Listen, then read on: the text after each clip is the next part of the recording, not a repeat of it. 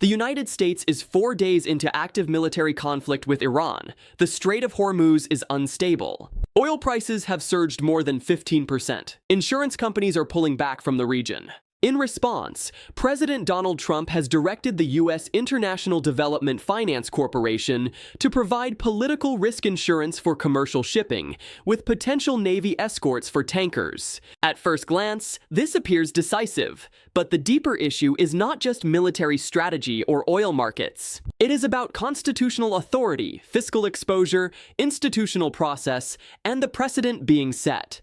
Now let's walk through this step by step. On February 28th, coordinated U.S. and Israeli strikes targeted Iranian nuclear and military infrastructure. Significant damage has been reported. Iranian command assets were degraded. Regional tensions escalated immediately. As of March 3rd, hostilities continue. Iran's retaliation has focused on maritime disruption near the Strait of Hormuz, a narrow corridor responsible for roughly 20% of globally traded oil. That chokepoint instability triggered immediate reactions in global energy markets. Oil futures climbed more than 15% within days. Shipping insurers reassessed exposure or withdrew coverage entirely. The economic consequences began almost instantly. In response to insurance withdrawals, President Trump announced that the U.S. International Development Finance Corporation, DFC, would begin offering political risk insurance for commercial vessels operating in the Gulf. He also indicated that U.S. Navy escorts could accompany tankers if necessary. The DFC was established under the Build Act of 2018 to mobilize private capital in developing nations, infrastructure, energy access, small business development, and poverty reduction initiatives. It was not designed as a wartime maritime insurance provider. Political risk insurance means that if a vessel is struck, seized, or destroyed, financial losses are compensated. Under this structure, that compensation is effectively backed by the U.S. government. That means taxpayer exposure. This is a critical point to consider. No formal executive order detailing statutory authority has been publicly released. No public cost estimate has been issued. No congressional appropriation debate preceded the announcement. The directive was introduced via social media.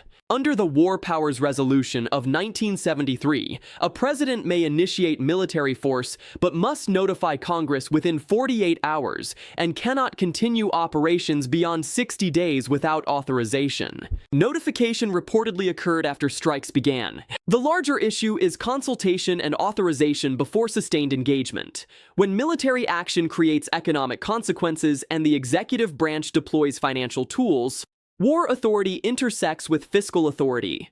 The Constitution assigns fiscal power to Congress. When agency mandates shift without legislative approval, precedent is created. Precedents often outlast crises. The sequence is clear. 1. Military strikes begin. 2. Regional retaliation follows. 3. Maritime security deteriorates. 4. Private insurers retreat. 5. Oil prices surge. 6. Federal insurance substitutes for private coverage. When government underwrites risk in a conflict environment it helped create, markets adjust accordingly. Energy producers benefit from higher crude prices. Defense contractors benefit from extended operations. Shipping firms receive government-backed coverage. Taxpayers assume contingent liability. If no vessel is struck, financial exposure remains hypothetical. If a supertanker is destroyed, claims could reach into the billions. No public liability ceiling has been disclosed. Fuel prices are politically powerful. When crude jumps more than 15% in under a week, public pressure builds rapidly, announcing intervention projects control and reassurance. If shipping stabilizes quickly, the administration can claim decisive leadership. If conflict drags on and prices continue rising, economic and political pressure intensifies. Optics can buy time. They cannot replace statutory clarity. Allies in Europe and Asia rely heavily on Gulf energy flows. They are observing both the military action and the governance process behind it. Global leadership credibility depends on predictability. If partners perceive unilateral escalation and improvised economic management, they may accelerate diversification strategies, alternative energy sourcing, independent maritime security coordination, or strategic distancing. Alliance durability depends on institutional confidence. Path 1. Rapid stabilization. The strait reopens. Naval escorts deter further attacks. No major vessels are lost. Energy markets normalize. Insurance exposure remains minimal. Path 2. Prolonged instability. Maritime harassment continues. A tanker is struck despite escort. Claims are triggered. Energy prices remain elevated for months. Inflation pressure spreads through domestic markets. The difference between these outcomes will define both fiscal impact and political consequences.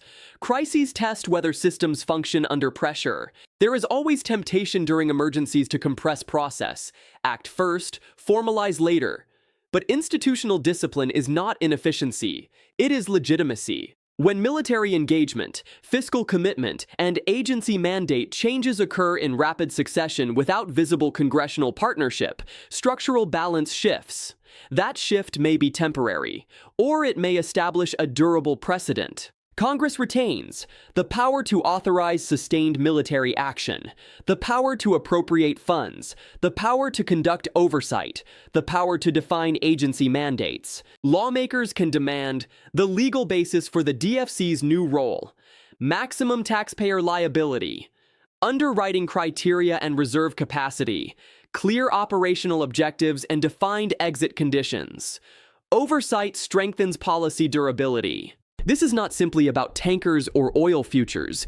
It is about whether constitutional roles are observed when stakes are high. Democracy is not built for speed. It is built for accountability. When public funds are exposed and military forces deployed, citizens deserve transparency before liabilities crystallize, not after. Strong institutions matter most when they slow power down. Strong institutions matter most when they slow power down.